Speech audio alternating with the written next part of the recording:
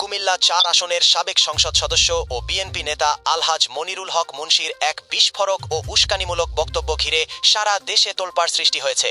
সম্প্রতি একটি উঠান বৈঠকে ভোটারদের উদ্দেশ্যে করে দেওয়া তার সেই চাঞ্চল্যকর ভিডিও সামাজিক যোগাযোগ মাধ্যমে ভাইরাল হওয়ার পর সাধারণ মানুষের মধ্যে চরম আতঙ্ক ও ক্ষোভ ছড়িয়ে পড়েছে। ভাইরাল হওয়া ওই ভিডিওতে মনিরুল হক মুন্সিকে অত্যন্ত চড়া সুরে বলতে শোনা যায়, বিএনপিকে ভোট না দিলে এলাকায় কাউকে শান্তিতে থাকতে দেব না। আমার ইজ্জত বাঁচাতে এবং তারেক জিয়াকে ক্ষমতায় নিতে হলে আপনাদের বিএনপিতেই ভোট দিতে হবে, অন্যথায় যারা অন্য কোথাও ভোট দেবেন তাদের ঘরবাড়ি জ্বালিয়ে দেওয়া হবে। এমন উস্কানিমূলক বক্তব্য সামাজিক যোগাযোগ মাধ্যমে ছড়িয়ে পড়লে সাধারণ জনতার তীব্র তোপের মুখে পড়েন এই নেতা। পরিস্থিতি বেগতিক দেখে তড়িঘড়ি করে এক সংবাদ সম্মেলনের আয়োজন করেন তিনি। সেখানে তিনি নিজের দেওয়া বক্তব্য অস্বীকার করে দাবি করেন ভিডিওটি সম্পূর্ণ ভুয়া এবং এটি আধুনিক প্রযুক্তির এআই অর্থাৎ কৃত্রিম বুদ্ধিমত্তা ব্যবহার করে তৈরি করা হয়েছে। তাকে রাজনৈতিকভাবে হেয় করতেই প্রতিপক্ষ এই কারসাজি করেছে বলে তিনি অভিযোগ তোলেন। তবে ডিজিটাল এই প্রযুক্তির যুগে সত্য গোপন করা সম্ভব হয়নি। ভিডিওটির সত্যতা যাচাইয়ে মাঠে নামে দেশি ও আন্তর্জাতিক বিভিন্ন ফ্যাক্ট চেক সংস্থা। ভিডিওর অডিও ফরেনসিক এবং ভিজুয়াল অ্যানালিসিস শেষে বিশেষজ্ঞরা নিশ্চিত করেছেন যে ভিডিওটি শতভাগ আসল।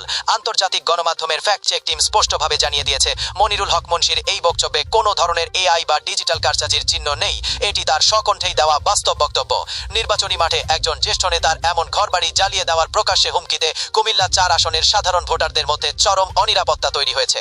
স্থানীয় সচেতন মহল মনে করছেন এমন বক্তব্য কেবল গণতান্ত্রিক রীতিনীতির পরিপন্থীই নয়, বরং সরাসরি ফৌজদারি অপরাধ। এখন দেখার বিষয় আন্তর্জাতিকভাবে এই বক্তব্যের সত্যতা নিশ্চিত হওয়ার পর প্রশাসন ও সংশ্লিষ্ট দল তার বিরুদ্ধে কি ব্যবস্থা গ্রহণ করে। নড়াইল ভিউয়ের জন্য মোহাম্মদ সোহেল শেখ। ক্ষমতায় বিএনপি থাকে আর যদি আপনারা অন্য দলকে ভোট দেন, আমি কিন্তু আপনাদের কাউকে ছাড়বো না। ঘর বাড়ি সব পুরায়া সরকার করে দেবো।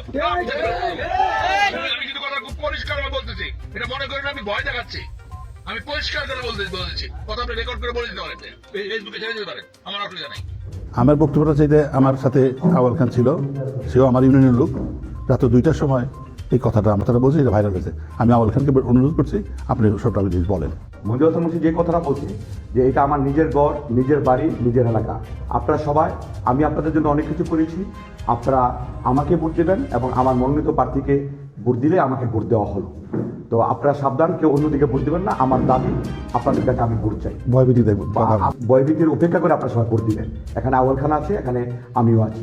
এই কথা এইটুকুই মঞ্জুর হাসান মুন্সি বলছে। বাকি যেই কথাটা দেওয়া হয়েছে যে পুড়ে ফেলবো, মেরে ফেলবো, এটা আমার মনে হয় যে এখন এআই দ্বারা এটা সংযুক্ত করে এইটুকু করা হয়, মান সম্মান ক্ষুণ্ণ করার জন্য এটা করা হয়েছে। আসলে আমি যেটুকু শুনেছি আপনাদেরকে সেটুকুই ব্রিফ করলাম।